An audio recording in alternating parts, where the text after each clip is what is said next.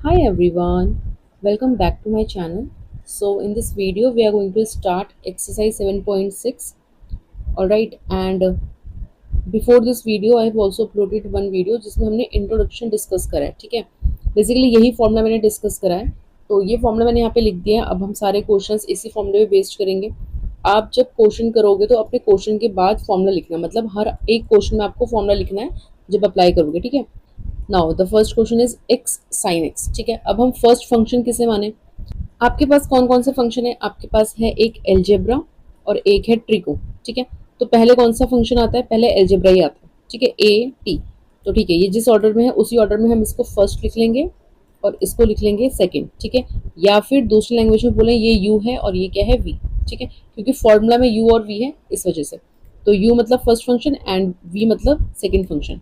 Alright, now जब आप solution करोगे आप यहाँ पे सिंस लिखोगे, फिर ये पूरा फॉर्मूला लिखोगे. ठीक है, क्योंकि मैंने यहाँ पे लिखा है ऑलरेडी तो मैं डायरेक्ट फॉर्मूला अप्लाई कर रही हूँ. नाउ इसका इंटीग्रेशन इज इक्वल्स टू क्या होता है, u एज इट इज मतलब first function as it is, integration of second function.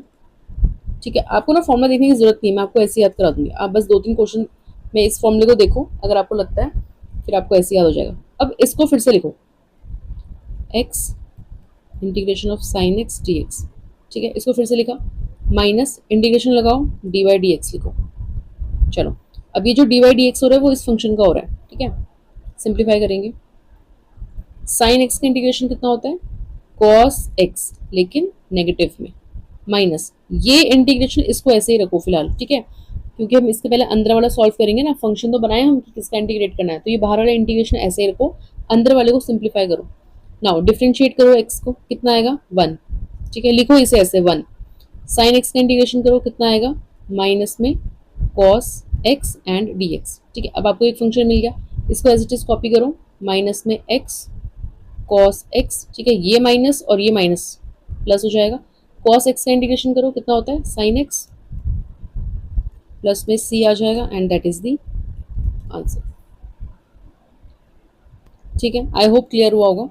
अब ध्यान से समझना, मैं कुछ नहीं कर रही हूँ, बस यहाँ पे एंगल चेंज कर रही हूँ, क्योंकि क्वेश्चन देखो ना सेम ही तो है आपका. ठीक है, तो जहाँ पे भी साइन एक्स है वहाँ पे साइन 3x लिखेंगे हम, बस मैं एंगल चेंज कर रही हूँ और मैं कुछ नहीं कर रही हूँ. ठीक है, यहाँ पे भी आ जाएगा 3x. ठीक है, अभी तो हम सिर्फ वैल्यू पुट कर रहे हैं ना, और यहाँ पे भी आ जाएगा 3x.